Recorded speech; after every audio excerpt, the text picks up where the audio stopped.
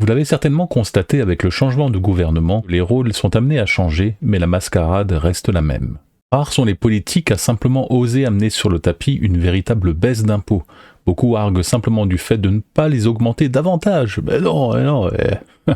Alors puisque les choses ne vont pas changer, il faut s'attendre à 2 manœuvres plus ou moins subtiles de l'État pour commencer à rembourser cette fameuse dette. Et je vous invite donc à vous y préparer. Bienvenue dans la pièce sécurisée.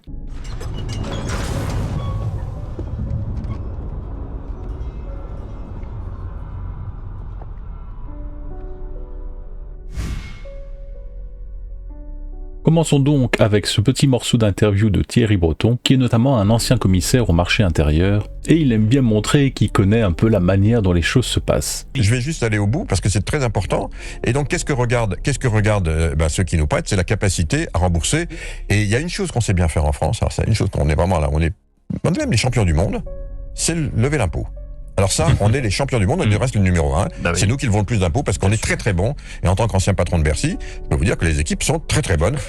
Donc les agences savent que s'il y a vraiment un problème, eh bien on lèvera l'impôt. La TVA pourra passer de 20 à 21, puis à 22. On a toujours cette capacité. Et j'ajoute également que qu'est-ce que regardent aussi les agences de notation, Pierre Devinot, et aussi le FMI. Je le dis sans vouloir faire peur à quiconque, mais ils regardent aussi. Je vous explique comment ils fonctionnent.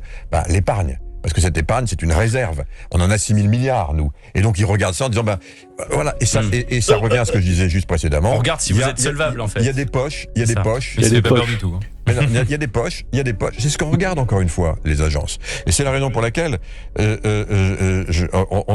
n'en est pas là. On n'en est pas là. Mais on en parle et on sait comment ça marche. Là, tout est résumé pour moi. Alors ces hausses d'impôts ne vont pas forcément être très visibles, ça peut être assez sournois, comme ça l'a déjà été par exemple avec le gel du barème de l'impôt sur le revenu, qui rend des milliers de foyers imposables sans un mot. Les propositions passées, pour l'instant avortées, mais qui vont forcément revenir sur le tapis, d'augmenter la flat tax. Il a déjà été évoqué qu'elle repasse au minimum à 33%. Il est très probable qu'on puisse s'attendre à une hausse à ce niveau-là. Sans parler de ce grignotage sur notre temps libre. Le fait d'avoir évoqué la suppression de jours fériés est complètement scandaleux parce qu'elle vient directement prendre ce qui nous lie tous, le temps. Oser nous le prendre comme ça sans vergogne, je trouve que c'est particulièrement grave. Mais il y a également l'inflation cachée. Ce ne serait pas forcément une flambée spectaculaire, mais une érosion silencieuse qui vient gratter les postes d'achat. L'alimentation, par exemple, a subi une augmentation ces dernières semaines, mais qui est simplement compensée par une baisse de l'énergie. Alors l'énergie coûte moins cher, mais l'alimentation coûte plus cher. Alors forcément, en été, est-ce qu'on a plus tendance à se nourrir ou à se chauffer? Bon, je rentre dans un cliché, mais vous comprenez ce que je veux dire. Et pourquoi l'inflation a intérêt à augmenter? Eh bien, l'inflation a intérêt à augmenter puisque du coup, la valeur de la dette perdra en importance, puisque la valeur de l'euro sera moins importante. Mais évidemment, la valeur de notre épargne également. Et puisque cette épargne va perdre en euros, on va devenir de plus en plus pauvre. Mais tous, nos liquidités sur un compte courant fondent comme neige au soleil. Alors je ne suis pas en train de dire qu'il ne faut rien garder en euros, il est toujours bon de garder un petit fonds de secours, chacun y trouvera son compte, normalement entre 2 et 6 mois on va dire de fonds par rapport à vos besoins mensuels, vous multipliez par 2 à 6, vous pouvez mettre ça sur un petit livret A, mais même un livret A n'est plus très intéressant, la plupart des banques offrent des comptes privés avec un taux plus intéressant. Mais ce qui me semble le plus important et que je fais en ce qui me concerne, c'est de transformer mes euros en d'autres valeurs.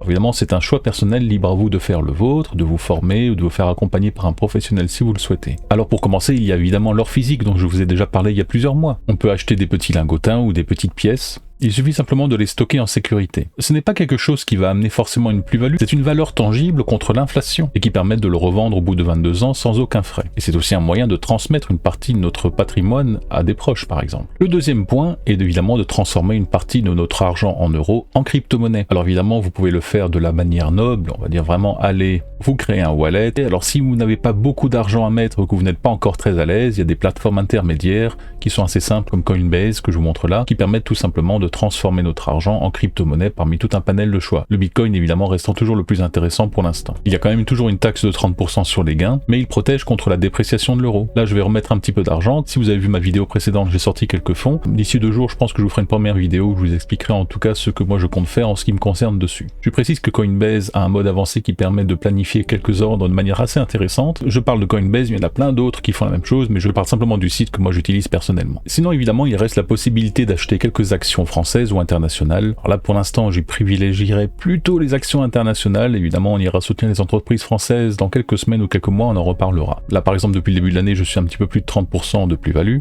Interactive Brokers a le mérite du coup de forcer le change, donc vous partirez là-bas avec des euros, vous passez par Wise pour transformer les euros en dollars, et une fois que vous arrivez là-bas sur le compte, ce sont des dollars. Actuellement, le taux de change est très intéressant entre les euros et les dollars. Alors, il est possible que le dollar s'affaiblisse encore un petit peu au cours des prochains mois, mais à un moment ou à un autre, on reviendra à la parité. Et du coup, le simple fait d'avoir échangé vos devises sera intéressant. Vous pouvez dans ce cas-là acheter différentes actions, même des obligations US si vous êtes attiré par ça, ou tout simplement des ETF qui a un regroupement, on va dire, d'actions dans un domaine donné ou d'un pays donné. Du coup, c'est vraiment sans stress à ce moment-là. Vous choisissez simplement soit un pays émergent, soit un domaine d'activité particulier, ou alors les meilleures entreprises d'un pays donné, ou tout simplement l'ETF World avec les plus grosses entreprises du monde, et ça marche souvent relativement bien. Alors évidemment, vous pourriez penser à des assurances-vie. Attention aux assurances-vie.